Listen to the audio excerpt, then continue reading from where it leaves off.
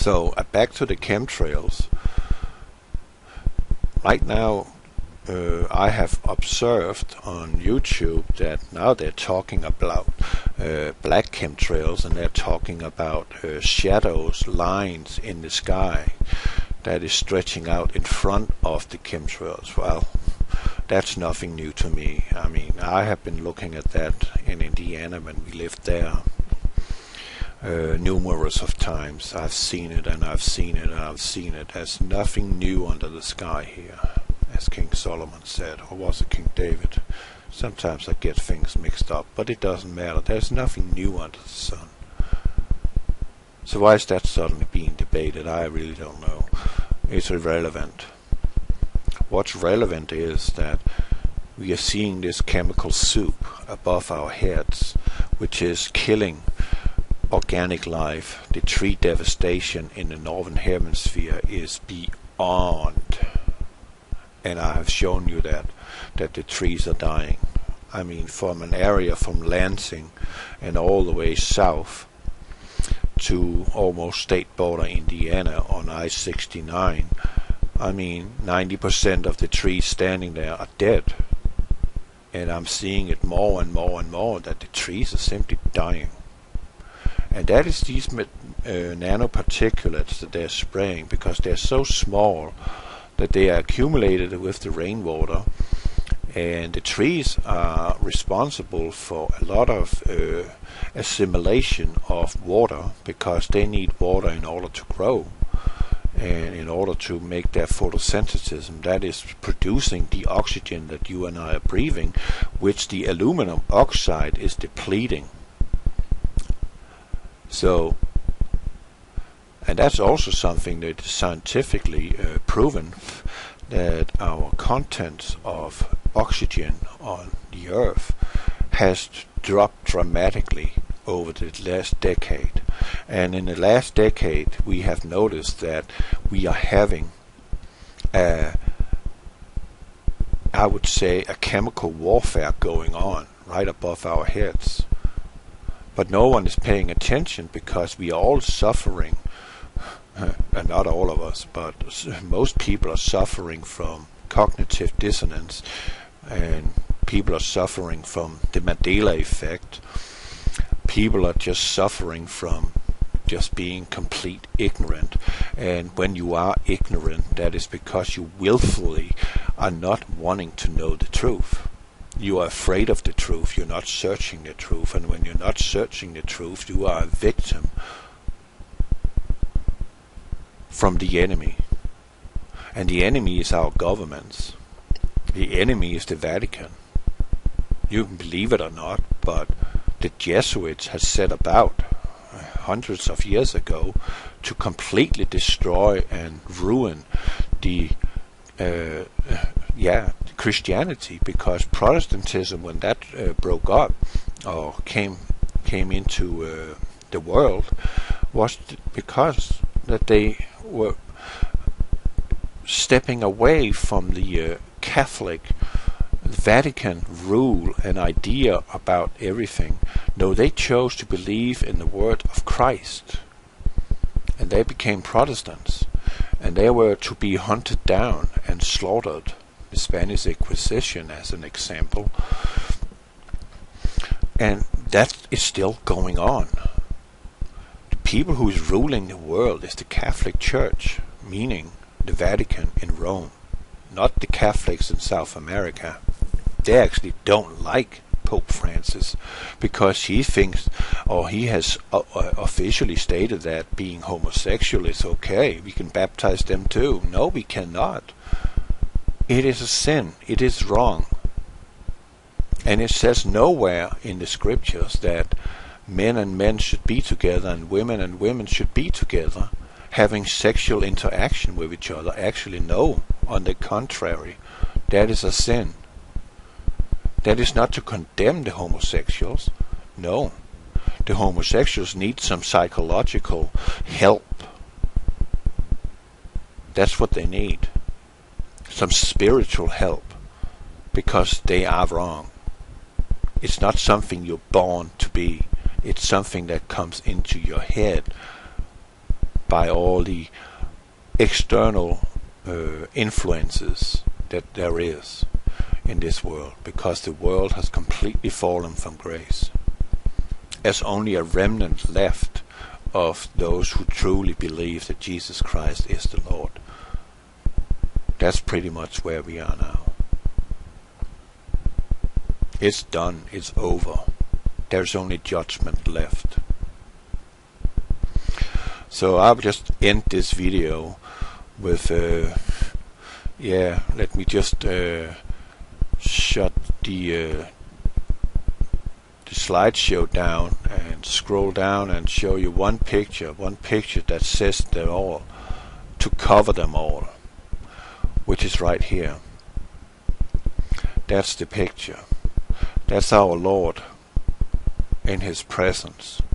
I could see this with my naked eye.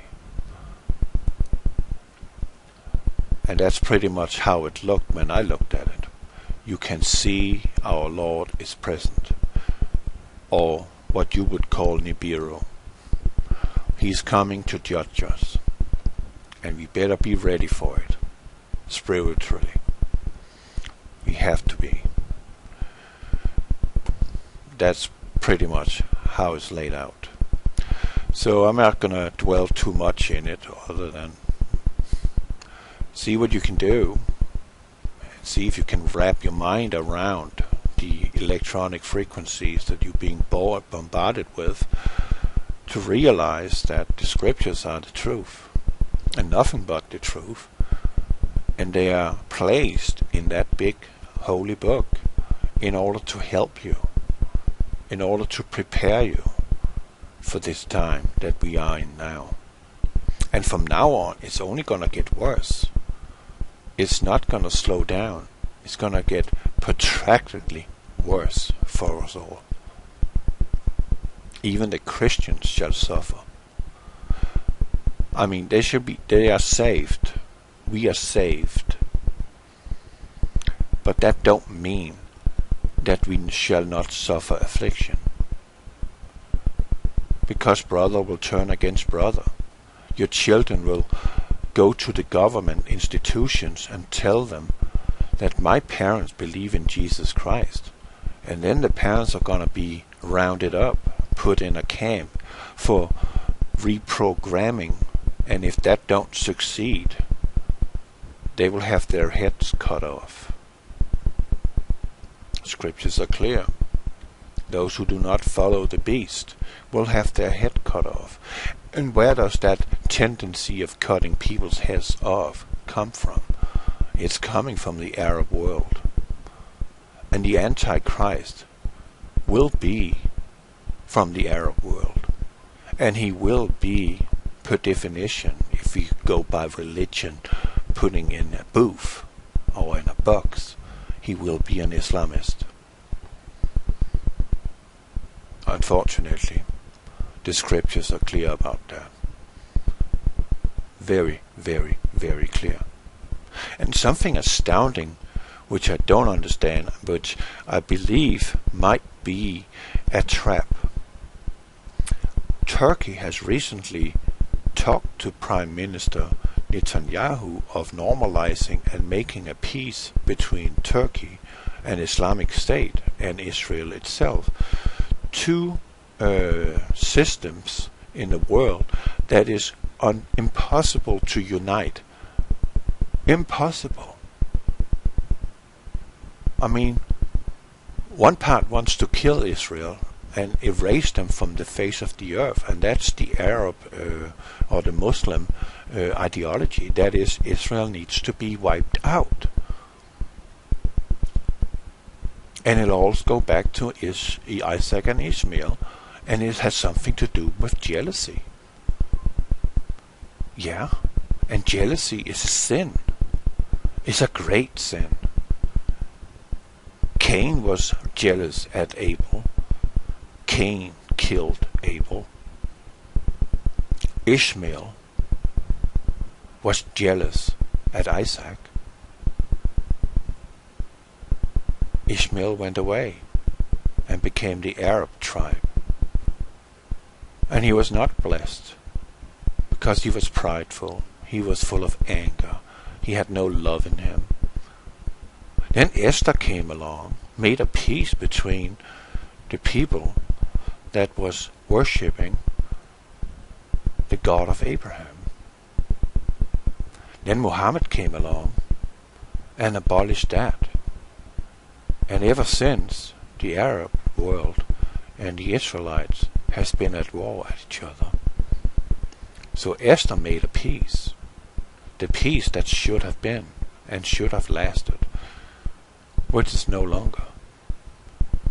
Now it's just a question of time when the Arab world, as they are acting right now, is going to complete explode in so much chaos that somewhere on the planet, the beginning or the start of World War III will commence.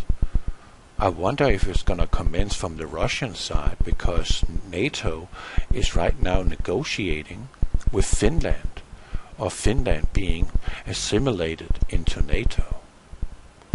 Finland borders up to Russia. They made a treaty back in the old days that there should be no expansion of NATO to the east. Well, that was put in place after World War II and was actually upheld all the way up to the after Ronald Reagan days. And after that, it changed. A direct provocation of Russia. Direct provocation. And now they're provoking again by talking to Finland about Finland being a part of NATO. And this so-called Cold War, as we all thought has ended, has not really ended. You might say that they are all in on it, the New World Order. Yeah, they are in a sense. But it is funny that Putin, call him a dictator or not, I would just say he's very strict, very stubborn, and he believes in Russia, and he's not going to give in to pressure from the outside world. You might call that tyrant, I don't know, but he's definitely trying to preserve Russia, and he's protecting the Christians. And he's protecting the Christians against persecution. He's protecting them against the Muslims. And he's not giving any special treatment to the Muslims. And why is he not doing that? Because he has already seen the fruit of their works. And the fruit of their works in the last 50 years, or thousands of years actually, but mostly in newer times, being more radical, that is that wherever they put their footprint, chaos and murder ensue. Period. Look at Europe. Infested with refugees. I call them refugees because they are raping the women of the Western world and they think it's okay to do so. And you're still saying they're peaceful, tolerant. Look at England, how they are being more and more subdued under Sharia law. And now they have chosen a mayor of London who is a Muslim, who's going to enforce Sharia law. Look up, women, what Sharia law is before you say that Islam is so fantastic.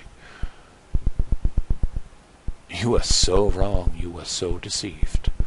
I'm not saying that all Muslims are bad. Not at all.